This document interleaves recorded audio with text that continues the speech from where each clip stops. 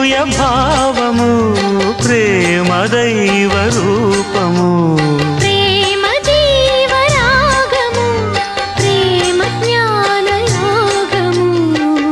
మనసున పారే సెలయేరు ప్రేమ